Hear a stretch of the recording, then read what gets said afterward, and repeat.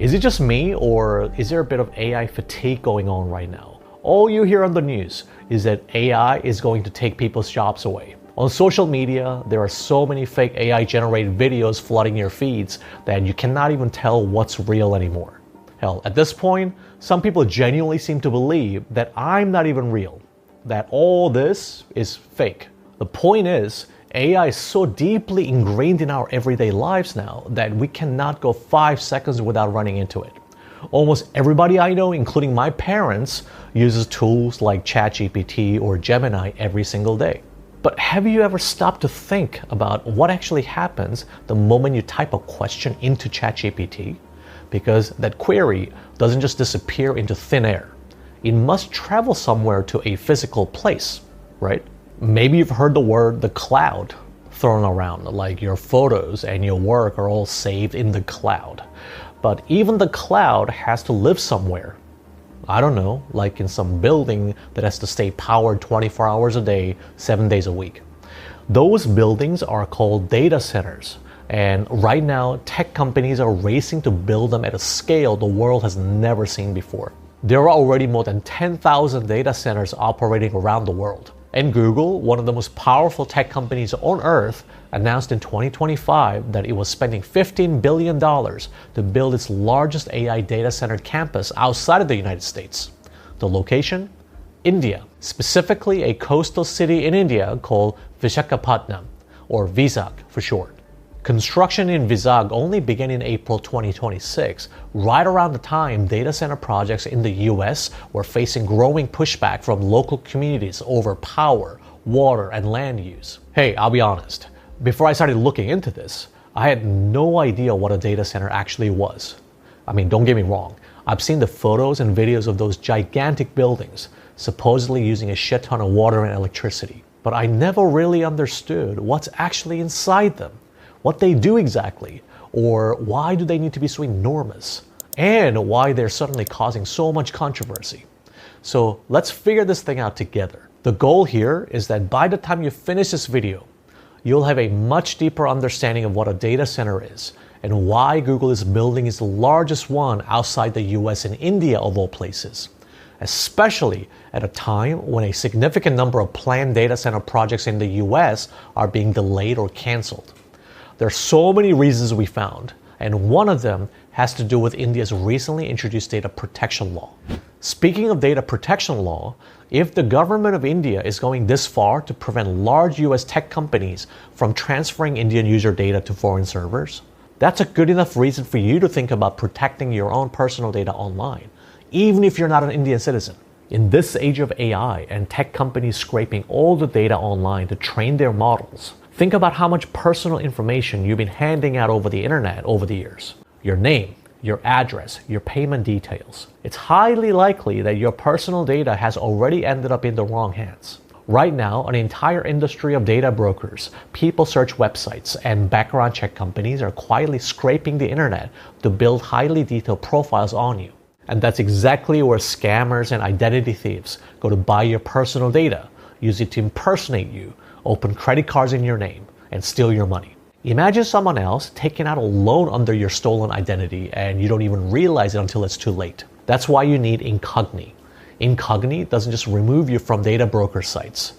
Through their custom removals feature, Incogni targets the specific websites and platforms where your personal data is being sold and traded.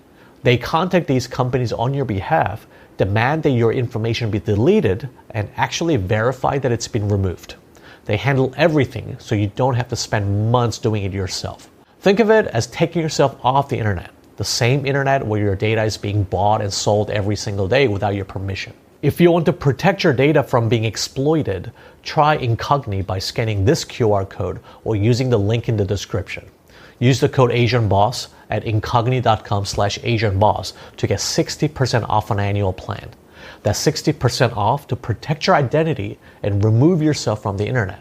I highly recommend taking advantage of this offer. Let's get back to the deep dive. So let's start with the most obvious question, which is, what is an AI data center? Actually, at a more fundamental level, you could even ask, what the hell is a data center without the AI component? You know, when I first thought about a data center, what I imagined was some sci-fi supercomputer with a single glowing brain. Maybe that's just me. Anyway, to understand what's actually happening inside these AI data centers and why they need so much space, let me take you back to the origin of data centers so we can see how they evolved over time. And here's the thing. From mainstream coverage, you might think the first data center only appeared in the early 2000s along with the dot-com boom, but from our research, you can actually trace their origin all the way back to 1943, when the US Army first commissioned what would become the world's first computer. In 1943, the United States was in the middle of World War II, and the US Army had a problem.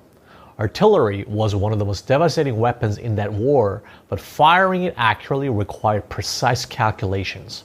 Wind speed, shell weight, air resistance, the curvature of the earth. These calculations had to be compiled into what was called ballistic tables, worked out by hand by teams of mathematicians. The ballistic tables, all those pages of hand-calculated numbers, were literally data, not unlike a modern-day Excel spreadsheet. The only difference is those hand-calculated numbers on paper were analog data, as opposed to digital data, and calculating a single trajectory by hand could take days. The Army needed something faster, so they commissioned a team of engineers at the University of Pennsylvania to build something they call the Electronic Numerical Integrator and Computer, or ENIAC. When it was completed in 1946, ENIAC filled an entire room, 30 feet by 50 feet, roughly 1,500 square feet, weighed 30 tons, and consumed 150 kilowatts of power. It cost roughly $400,000 to build, which is about $6 million in today's dollars. What they had built was a computer so powerful and demanding that it needed its own room, its own power supply, its own cooling system, and its own security. If you're wondering how it worked, a mathematician would punch the variables like wind speed, shell weight, and elevation angle onto a paper card and feed it into the machine.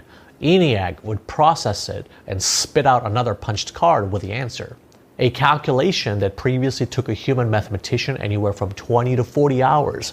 That took 30 seconds. So what do you think happened when calculations could be done that much faster? It created an output problem. The computer was printing out so many physical papers that they started piling up. Suddenly, they had a data storage problem. The Army's solution was to fill entire rooms with filing cabinets. And eventually, the problem got so big that the Army moved ENIAC itself from the University of Pennsylvania to a military facility in Maryland. Data in, data processed, data stored under the same roof. Sounds like a data center to me. Though at the time, it was just called a computer room. And over the next 5 decades, computers kept getting smaller, cheaper, and faster. The room-size ENIAC gave way to IBM mainframes that still filled rooms, but were far more powerful and far more reliable. Then came mini computers the size of a refrigerator. And eventually, companies like Apple and IBM created something small enough to sit on a desk, what we now call a personal computer or PC. But here was the problem. As computers became smaller and faster, they produced way more data. And the more data they produced, the bigger the storage problem became. Bear in mind, this was still before the internet existed. So every major company, your bank, your airline, your hospital, had to build its own dedicated room somewhere inside its own building, usually in the basement, just to house all of its machines and store all of its data. Every company was essentially running its own private servers. They still weren't officially called data centers, just server rooms or computer rooms. Then the internet exploded in the 1990s dot-com boom, and everything changed overnight. Before the internet, a computer's data was used internally, accessed by its own employees during business hours. After the internet, the same data now had to be served to millions of strangers simultaneously around the clock. A bank's website alone requires storing web pages, processing login requests, and handling transactions, all in real time for anyone in the world. The volume of data didn't just grow. In a relatively short span of time, the amount of data that needed to be stored exploded, and no office basement could handle that. So companies started building massive dedicated warehouses just to house their servers. And somewhere along the way, the tech industry stopped calling them computer rooms. They became data centers. Actually, nobody made an official announcement from what we could find. I guess the name just stuck. Here's a fun fact. The world's first recognized modern data center was opened by a company called Exodus Communications in Santa Clara, California in 1996, right at the start of the dot-com boom. And it was just 15,000 square feet, roughly the size of a large supermarket. Exodus was renting out space and connectivity in a model called co-location. Companies like Hotmail, Yahoo, and eBay would buy their own server computers, physically ship them to the Exodus building, and rent a small cage section, literally a chain-linked fence enclosure, to house their machines. Even a tiny startup called Google rented its very first cage inside that same facility in 1999. 7 feet by 4 feet, about 30 computers on shelves. That little cage was Google's entire data center. Exodus then provided the industrial power, the cooling systems, and most importantly, a direct high-speed fiber connection to the internet that all these computers couldn't get from their office. Then of course the internet bubble burst, and Exodus filed for bankruptcy in 2001. But the dot-com bubble had accidentally overbuilt an enormous amount of data center infrastructure. When the bubble burst, all of their real estate, fiber cables, buildings, server rooms, became available for almost nothing. The cables were still in the ground, the cooling systems were still humming, so companies like Google snapped them up for pennies on the dollar. By the way, take a guess how much electricity the Exodus data center was consuming at the time. The whole thing ran on somewhere between 1 and 5 megawatts of electricity. If you're like me, you might have no idea what that means in practice. 1 megawatt can roughly power 800 to 1,000 average American homes. So 5 megawatts would power around 4,000 to 5,000 homes simultaneously, around the clock. So even at this early stage, you can see data centers were already getting pretty big, powering most of the internet companies you ever heard of. But after the dot-com crash, a company most people knew as an online bookstore quietly launched a service called Amazon Web Services in 2006. And it changed the entire concept of what a data center was for. There's actually a popular myth about how this all started, that Amazon had to build a bunch of spare servers sitting idle after the holiday rush and decided to rent them out. Not true, according to the people who actually built it. What really happened is that running a massive e-commerce operation meant Amazon had to deal with these huge unpredictable spikes in traffic, and they got really good at building infrastructure that could flexibly scale up and down on demand. At some point, somebody at Amazon realized other companies would pay good money for exactly that kind of flexibility. That idea became the cloud. Instead of physically shipping your own servers to someone's building, you just logged onto Amazon's website and rented a slice of their physical server over the internet at a fee. And here's what made it so clever. Using software, Amazon could take one physical server and divide it into up to 6 separate virtual servers simultaneously. The result was that client companies didn't need any hardware at all. They just paid for what they used. Google and Microsoft eventually built their own versions. And the money was extraordinary. That simple idea of renting spare servers eventually grew into a $128 billion a year business for Amazon, generating more than 60% of all of Amazon's profits in 2024. Of course, this meant that Amazon had to keep building more and more data centers because what happened next caused server demand to explode. 3 things happened actually. First, the smartphone. Apple launched the iPhone in 2007, and today there are nearly 5.8 billion smartphone users on Earth, more than 70% of the entire planet. Before smartphones, the internet was mostly text and simple web pages. After smartphones, everyone had a high-resolution camera in their pocket generating photos and videos. WhatsApp alone sees roughly 7 billion photos shared every single day. Every one of those photos has to live somewhere, right? Second, video streaming. Netflix launched its streaming service in 2007 as well. YouTube already existed, but exploded in scale. Today, more than 500 hours of videos are uploaded to YouTube every single minute. A single 4K movie can consume anywhere from 7 to 100 gigabytes of storage depending on quality. Multiply that by hundreds of millions of subscribers streaming simultaneously, and you start to understand why data centers had to keep getting bigger. Third, automatic cloud backup. Apple launched iCloud in 2011 and Google Drive came along in 2012. Before, your photos lived on your phone or your hard drive. After, every photo you took automatically copied itself to a data center somewhere without you doing anything. Every photo and video you ever took. The average person went from roughly 300 digital interactions per day in 2010 to nearly 5,000 by 2025. Every single one generated data that had to be stored somewhere. So yeah, Amazon just kept building and building and building. Google and Microsoft followed with their own cloud services and data centers. By the early 2020s, a single hyperscale data center was pulling up to 100 megawatts of power. Remember our 4,000 to 5,000 homes from the Exodus era? A 100 megawatt cloud data center powers roughly 80,000 to 100,000 homes simultaneously. That's a lot, but still, no one cared. The data centers weren't all over the media, and there was no visible public backlash. More importantly, maintaining the data centers was somewhat manageable because engineers had gotten really good at squeezing more computing out of the same amount of power. And that's part of why almost no one outside the tech industry was even aware these cloud data centers existed. Then AI arrived.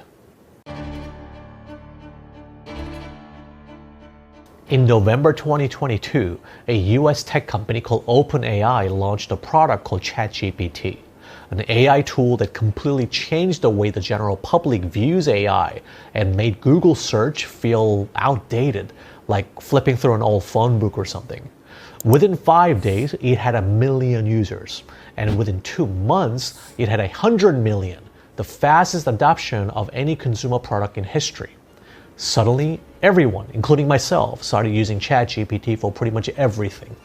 But do you know what exactly happens the moment you type a question into ChatGPT? The moment you hit send, your question gets broken down into small units called tokens. A short, common word like dog is roughly 1 token.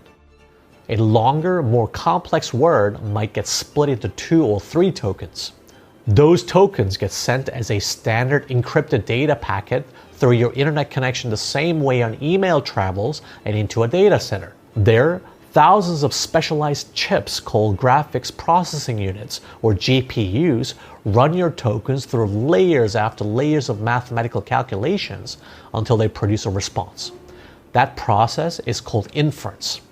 We did a full explainer on how inference actually works in our previous video, so check that out after this one. To give you a quick recap, AI tools like ChatGPT, Claude, and Gemini are what's called large language models. Massive neural networks trained on essentially all the text and images they could scrape from the internet. Inference is how they predict the most likely next word, not unlike how a human uses past knowledge and pattern recognition to answer a question, except they're doing it entirely through mathematical calculations, billions of times per second. So can you imagine how much computing power this requires? According to the International Energy Agency, a single ChatGPT query consumes about 10 times more electricity than a regular Google search. 10 times, just for one question. Now multiply that by 100 million users asking questions simultaneously, around the clock, every single day. And remember, before ChatGPT, we were still in the cloud data center era. OpenAI didn't own a single data center when ChatGPT launched, so they had to rely on infrastructure that Microsoft had built for them. As a side note, Microsoft invested $1 billion in OpenAI in 2019, and then another $10 billion in January 2023. Just to handle the AI training for ChatGPT, Microsoft had to specifically build a custom supercomputer with 10,000 specialized GPUs, which became one of the 5 most powerful computers in the world at the time. There was simply no way regular cloud servers powered by central processing units or CPUs could handle this.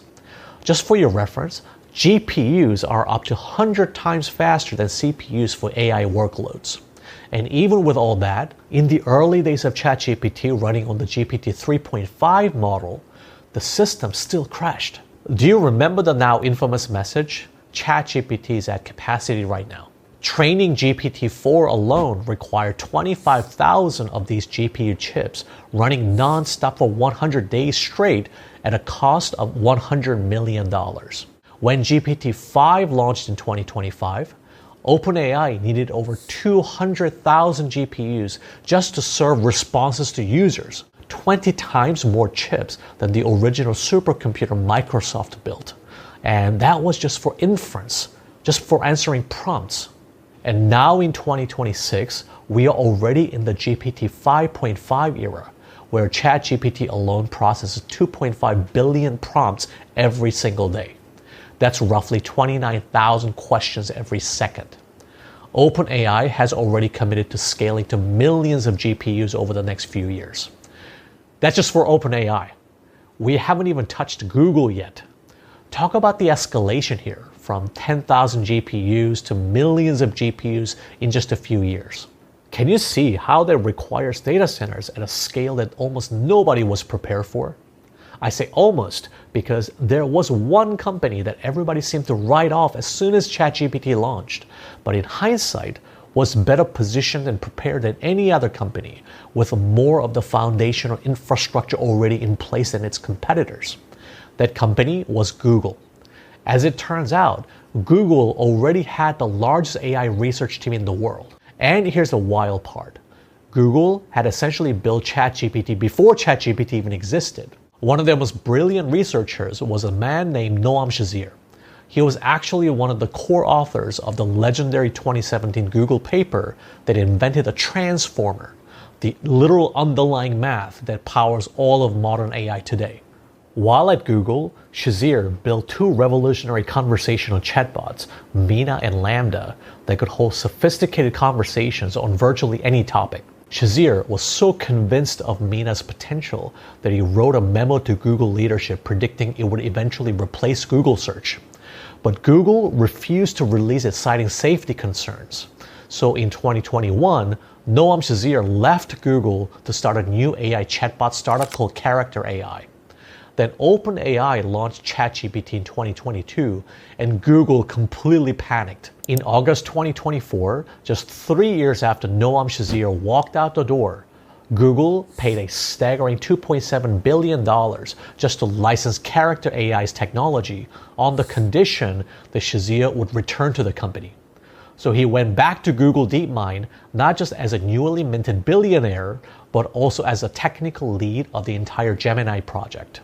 When I visited the main Google campus, I heard stories from their engineers about how this billionaire guy just walks around in his old cab like a regular dude, working harder than anyone else because he's just so passionate about the work. That's pretty cool. Anyway, many industry insiders point to his return as the exact moment Gemini finally woke up and started getting competitive with, or even better than ChatGPT. Now, at this point, you might be wondering, ChatGPT required Microsoft to build an entirely new AI data center for its training. So where was the infrastructure for Gemini? Where are Google's AI data centers? Well, Google already had data center clusters all over the US, including their very first one in Oregon, opened back in 2006. But the two most important ones for AI training are in Columbus, Ohio, and Council Bluffs, Iowa.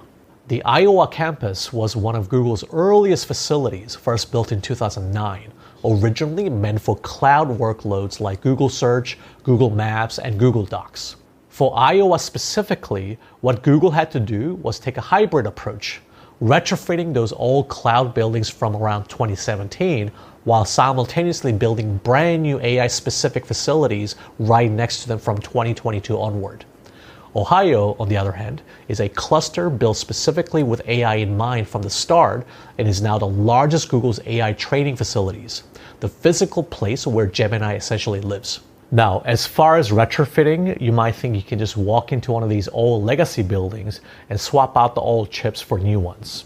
You can't, because overhauling a cloud data center for AI is a brutal engineering challenge. First, you have to rip out and reinforce the floors because AI racks are much heavier. Take one of the most common AI racks right now, the NVIDIA GB200, which packs 72 GPUs into a single liquid-cooled unit. It weighs 3,000 pounds and costs up to $3 million just for one single rack. A standard cloud server rack from a decade ago weighed around 500 pounds. So the floor of an old cloud data centers would literally crack under the weight of something 6 times heavier. Speaking of the floors, old cloud data centers had their fiber optic cables running on the raised floor tiles. Think of those cables as the nervous system connecting all the CPUs, running at roughly 10 to 100 gigabytes per second. But when you are building a brand new AI native data center, the fiber is usually installed overhead, suspended from the ceiling in metal cable trays. These cables are super high speed, running at 400 to 800 gigabytes per second, fast enough for every single GPU in the building to communicate with every other one simultaneously during a training run. A single AI data center campus can contain hundreds of miles of these lines. So why not just run them through the floors? Because the floor space is already completely taken up by the liquid cooling infrastructure. And that cooling system, as you're about to see, is a massive engineering nightmare in itself. Think about how we used to handle heat. Traditional cloud data centers relied on industrial scale air conditioning, kind of like a massive fridge keeping a room chilled. But AI racks produce up to 35 times more heat than traditional cloud server racks. A single AI chip at full load runs at up to 180 degrees Fahrenheit or 83 degrees Celsius at its surface, which is hot enough to burn your skin on contact. And just one rack containing 72 of those chips generates the same continuous heat as 80 household space heaters packed into a box the size of a refrigerator. At that density, standard air conditioning is completely useless. The air simply cannot move fast enough to stop the chips from overheating. So tech companies like Google had to switch to liquid cooling, basically water. Why? Because liquid is over 3,500 times more efficient at absorbing and moving heat than air. Here's how it works. Cold water gets pumped through pipes running along the floor directly into the server racks, flowing into flat copper cold plates clamped directly on top of each chip. The water absorbs the heat, turns warm, and gets pumped back out of the building to massive external cooling towers to shed that heat before looping back in, round and round, 24 hours a day. And that loop consumes an enormous amount of water. A single large AI data center can consume up to 5 million gallons of water every single day just for cooling. Okay, so we've covered the main physical components of an AI data center, right? GPU racks, fiber cables, cooling systems. You're looking at an absolutely fucking massive operation. These new AI native data centers are way bigger than shopping malls. They're even bigger than major airports. Google's site in Vizag alone covers 601 acres. That's roughly 450 football fields of land. And to run an empire that size, you need raw power, electricity. We're not talking about megawatts anymore. We're talking about gigawatts, where one single gigawatt equals 1,000 megawatts. Each of Google's major AI clusters, like the ones in Ohio and Iowa, consists of 4 to 6 individual data centers that total around 1 gigawatt per cluster. To put that into perspective, 1 gigawatt is enough to power roughly 800,000 standard homes simultaneously. That is double the number of households in the entire city of Seattle. So between its 2 main US training clusters alone, Google draws roughly 2 gigawatts of continuous power every single day of the year. Since these data centers consume such an astronomical amount of power, you would think companies like Google would have just built their own power supplies from day one, right? Well, up until now, no. They just plugged straight into the public grid because it was cheaper and easier. The issue here is that the American grid was simply never built for this kind of demand, and that creates 2 problems. First, electricity bill for every household in the region started going up. In effect, the average American household was subsidizing data center power demand that most of them didn't even know existed. Second, even the existing public grid doesn't produce enough power for new AI data centers. In states like Virginia, getting a new data center connected to the grid now takes up to 7 years because the regional grid operator has to upgrade local infrastructure to handle the extra load. As of late 2024, the total capacity of new power projects waiting in line to connect to the grid exceeded the entire installed generating capacity of the American power grid. So while they wait for public grid connections and to protect against power outages, every data center keeps massive diesel generators parked just outside the building, each one the size of a large truck, existing purely for emergencies.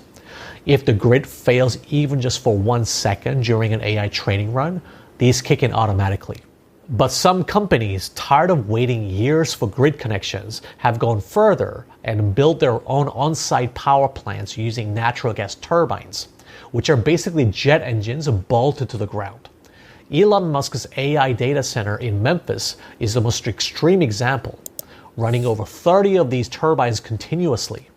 Google still relies primarily on the public grid combined with renewable energy contracts, though they're betting on nuclear power for the future. And look, I'm going into all of this detail to give you some idea of how challenging it is to build an AI data centers in the United States right now. Years of waiting for grid connections, rising electricity bills for local communities, and mounting environmental regulations. And that's even before they start exploring nuclear power options. So what is it about AI data centers that local communities are complaining about exactly? And why does Google think India is the answer? Let's explore that next. Here is the biggest controversy, besides rising electricity costs, that is turning local communities against AI data centers. We're talking about a more visceral problem, one that directly damages people's health. Constant, relentless noise. Through our research, we can track this down to 3 distinct sources. The first source is inside the data center building, the server fans. Every single server rack has its own built-in cooling fans running non-stop, 24 hours a day. If you're standing inside one of these facilities near the server areas, noise levels reach up to 96 decibels, loud enough that workers are legally required to wear ear protection. Think of standing next to a lawnmower that never turns off. Here is the second source, the cooling tower fans outside the building. These massive industrial fans, some stretching up to 30 feet or 9 meters in diameter, spin continuously to cool the water before it loops back inside. They generate about 70 decibels of noise at a distance of 50 feet or 15 meters. By the time you get 200 feet away, which is the minimum distance new data centers in Virginia are required to keep from residential homes, that noise drops to about 60 decibels. Now, Virginia has more data centers than anywhere else in the world, and 200 feet means residents are living within 60 decibels of constant noise around the clock. 60 decibels is roughly the level of busy street. So data center operators love to point at their decibel meters and say, look, the noise is within legal limits. And technically they're right. But here's what those measurements miss entirely. Standard decibel meters largely ignore infrasound, low frequency vibrations below the range of human hearing. You don't hear infrasound with your ears. You feel it in your chest, your bones, or your internal organs. So it's entirely possible that the server fans noise bleeding through the walls of the data center and the massive cooling tower fans combine to emit a constant low frequency pressure wave that never stops. Residents near these facilities report chronic dizziness, nausea, and a complete inability to sleep because their houses are subtly vibrating. And all of this happens before the situation gets even worse. Enter the third source, the gas turbines. I already mentioned that data centers are increasingly bolting natural gas jet engines to the ground to generate their own power on site. At close range, they produce over 100 decibels, as loud as an ambulance siren right next to your ear. And that sound travels much further than you'd expect. So when residents living next to one of these facilities say it sounds like a commercial jet permanently taking off in their backyard, they're not exaggerating. That is literally what it is. So when you hear completely conflicting accounts about data center noise, they could all be telling the truth. The data center experts and operators keep pointing to the acceptable level of noise from the cooling tower fans, while locals are complaining about the low frequency vibrations and the roaring jet engines of the power generators. And all of the noise, the grid delays, and the community pushback is what gets us to India. So why India? Because, let's be honest, the outside perception of India is that it's a really hot country. Here is a city of Vizag, sitting on the eastern coastline of India, on the Bay of Bengal, about 700 miles southeast of Mumbai. The temperature in Vizag peaks at 97 degrees Fahrenheit or 36 degrees Celsius in May, and humidity climbs to 83% during monsoon season. Does that sound like the right environment for data centers to you? Before Google's announcement, Vizag had zero AI data center infrastructure. It's more known for its naval base, its steel plants, and its shipyards. But what it does have is a coastline, which matters a lot. The fiber optic cables that carry the internet across oceans need to physically land somewhere on a coast. So Google is basically turning Vizag into a brand new global internet gateway. It also has a willing state government and space. Lots of space. Oh, and here's a fun fact. Google CEO Sundar Pichai grew up in Chennai, about 370 miles from Vizag, in the same region of South India. He left India to the United States on a scholarship to eventually run Google, and he's now returning to the same region he grew up in to turn it into a powerful AI hub. The state government has committed to a combined 5 gigawatts of data center capacity in Vizag alone. That is 3 times everything India built in the past 30 years. But Pichai's personal connection to the region is just one part of the story. We identified quite a few compelling reasons for Google's decisions, but let me give you the 2 that might not be talked about as much. Reason number 1, India generates roughly 20% of the world's digital data. That comes from nearly 900 million internet users, people searching on Google, watching YouTube, messaging on WhatsApp, and increasingly using AI tools like Gemini. So you can see why the Indian market is super important for Google's global expansion beyond the US and Europe. And yes, there is the Chinese market, but China is completely closed off to Google. China has its own powerful domestic AI tools like DeepSeek and Cadence 2.0. So India is really the last major untapped AI market at scale. And this is not just Google seeing the opportunity. In the same week that Google announced its $15 billion Vizag investment, Microsoft committed $17.5 billion to India, its largest investment anywhere in Asia. Amazon Web Services pledged $35 billion. The AI race for India is very real. And to win it, Google has to serve those 900 million users better. Right now, every time one of those 900 million Indians uses Gemini, that query has to travel to an AI server in Singapore or the US and back. Engineers call that delay latency. At AI scale, where each query is 10 times more compute intensive than a regular Google search, that round trip can make Gemini feel slow. Building AI centers in India solves that problem. But there's also a legal dimension that makes this even more urgent. India passed a data protection law in 2023 called the Digital Personal Data Protection Act. It gives the Indian government power to restrict cross-border transfers of Indian user data to foreign servers. In other words, Google could potentially lose the right to process Indian user searches, emails, and payments outside India entirely, unless it builds the infrastructure inside the country. But to me, this begs an interesting question.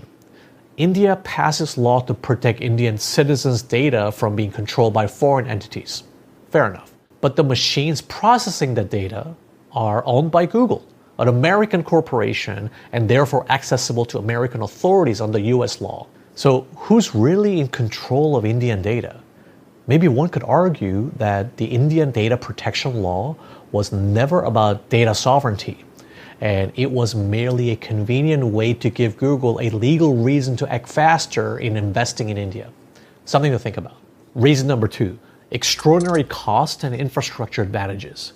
Building an AI data center comes down to 2 main costs: construction and land. Construction costs are typically measured per megawatt of capacity. In Vizag, That runs about $7 million per megawatt, a 30% cheaper than the US, where the same megawatt costs around $10 million. For Google's 1 gigawatt VZAC campus, that difference alone saves roughly $3 billion in construction costs before a single GPU is purchased.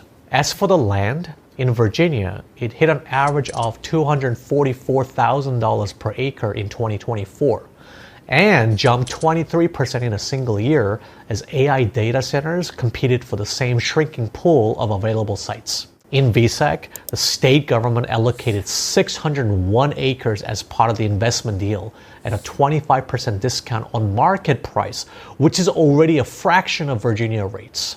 And on top of that, committed roughly $2.45 billion in total state incentives, including water and electricity subsidies over the life of the project. Can you now see the billions upon billions of dollars that Google is saving by building its AI data centers in India? But there's more. In February 2026, India's central government announced a 20-year tax exemption for data centers, zero corporate tax until 2047 for Google and any other foreign companies that route global cloud and AI services through Indian data centers. So everything sounds great for Google, right? I mean, the financial case for building in India rather than the US is not even close. Here's the problem though. Two problems actually. Not for Google, but for Indian locals having to live with data centers in their neighborhoods. First, power. Like I said, Google's new AI campus alone will draw 1 gigawatt, about 3.2% of the entire state's power capacity going to one private data center. And that grid was already struggling before Google arrived. An investigative report found that farms and households surrounding the construction sites are already experiencing regular power cuts. To be fair, Google has committed to powering the campus with 80% renewable energy through new solar and hydro projects along the coastline. But that'll take years to build. The AI data centers need power now. Second, water. Remember we mentioned that a single large AI data center can consume up to 5 million gallons of water every single day just for cooling? India has 18% of the world's population, but only 4% of its water resources, making it one of the most water-stressed countries on Earth. Vizag's drinking water supply depends on a small number of reservoirs that are already facing serious depletion. One of Google's 3 construction sites sits just 400 feet or 120 meters from one of those main reservoirs. Does that mean Google will start tapping into that water to source the millions of gallons it needs daily for cooling? Nobody knows, because Google's confirmed water sourcing plan for Vizag has never been made public. The water allocation agreement hasn't even been disclosed. But one can reasonably infer where the water will come from when you are building a facility that needs millions of gallons daily right next to the city's drinking water source. Here's where things get very different from the United States. In Virginia, local communities could push back because their local governments were on their side. Town hall meetings were packed, lawsuits were filed, projects worth $64 billion were blocked or delayed. In Vizag, all 3 levels of government, from local to state to central, made this project a national priority before residents even knew what was happening. When locals raised concerns, they were fighting both the corporations and their own government. And when a video documenting the project's impact on local communities went viral on Instagram with 2.6 million views, the Indian government ordered it blocked within 3 days. So why would India, at all governmental levels, approve such plans seemingly at the expense of its local citizens? The uncomfortable truth here is that it brings enormous investment into India and builds the country's reputation as a global AI infrastructure powerhouse. The Indian government clearly believes that these benefits will outweigh the costs experienced by locals. Then there are the jobs the government is promising. The state government promised 188,000 jobs. That sounds like a lot, but most of those jobs are temporary construction work. Once the campus is completed, a hyperscale AI data center pretty much runs itself. A single data center building the size of several city blocks typically employs around 50 full-time permanent staff. That's fewer permanent staff than your local Walmart. And even those jobs will not go to the local farmers whose hillsides are being flattened or the residents living next to the groundwater reservoir. Data centers hire specialized engineers and AI talent, not the local communities absorbing all the costs. So, is there a better way to build AI data centers? Apparently, yes, and it's being proposed by Elon Musk. SpaceX literally just completed the largest IPO in history, raising $75 billion, and a significant part of that is earmarked for building AI data centers in space. So how does that work? SpaceX has already filed with the US government to launch up to 1 million data center satellites, each equipped with racks of AI chips and massive solar panels. And the appeal of space is obvious once you think about it. No land to buy, no water to drain from a city's drinking supply, no 7-year wait for a grid connection. Instead, you get solar power that is about 36% stronger than on Earth's surface, with no interruptions. And rather than cooling towers, the satellites use liquid radiation panels that dump heat directly into the void of space, which sits nearly at minus 454 Fahrenheit or minus 270 degrees Celsius. The temperature difference between the chips and the surrounding void is so extreme that the radiators can shed heat almost effortlessly. Of course, there are challenges. First, the full commercial deployment is only projected to begin in 2028 and beyond, so that's some time away. Second, there are real technical risks because cosmic radiation can silently corrupt AI computations, and in orbit, there is no maintenance crew or no way to swap out a damaged chip. Then there is the latency issue. The round-trip communication delay between orbit and Earth is inevitable to some degree, which could slow down certain AI applications that need instant responses. And it's not like every AI company can launch its own satellites. This means they all need to rely on SpaceX to rent orbital computing power. SpaceX is already charging Google roughly $920 million per month for AI compute access. Now you know why SpaceX's valuation is so high. They are the ultimate landlord in space. Either way, it always seems to come down to this. There are winners and losers when new technology disrupts the economy. And right now, the losers are the little guys with no voice or power. It's just that when it comes to AI, no matter how much we think the industry needs to pump the brakes and slow down a bit, it won't. The market forces won't allow it, because that means you will fall behind the competition and lose billions of dollars already invested. So for now, it looks like the construction of new data centers will continue on Earth. More will be built in the US, a lot more will be built in India, and who knows where else. Because a lot of countries, especially in Asia, will line up to provide favorable conditions and incentives like tax breaks and subsidies to attract these giant AI companies. In fact, I'll be surprised if there weren't deals being made right now with communities nearby who have no idea what is about to be built next door. If you found this video insightful and even understandable, first of all, I really appreciate it because this was a lot to research and digest. Sometimes I wonder, hey, why am I the one to have to explain and deliver this type of information when there are so many professional journalists and experts out there? I think what makes us different from other media brands is that we don't pretend to be the subject matter experts ourselves.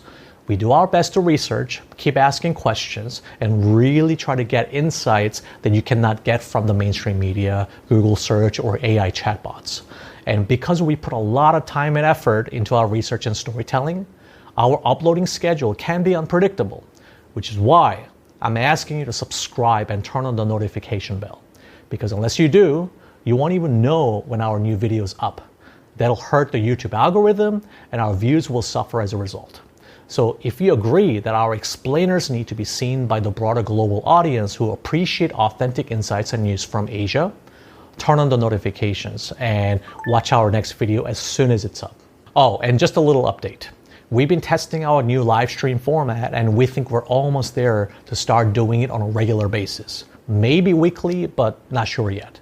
The goal here is to show you guys in real time how we discover insights for our explainers by talking and asking questions to locals directly. This means we're looking to feature many of our viewers who want to share their perspectives on particular topics we might cover in the future. So if you're interested in participating in our future live stream sessions, just fill out the form in the description with your video submission and I will personally reply. Because the topics are not set yet, we can even brainstorm together on live stream what the next video should be. All this to say, we are dedicated to being the most authentic media brand that gives voice to the people. That's been our approach for the past 13 years, and we are working to amplify that effort.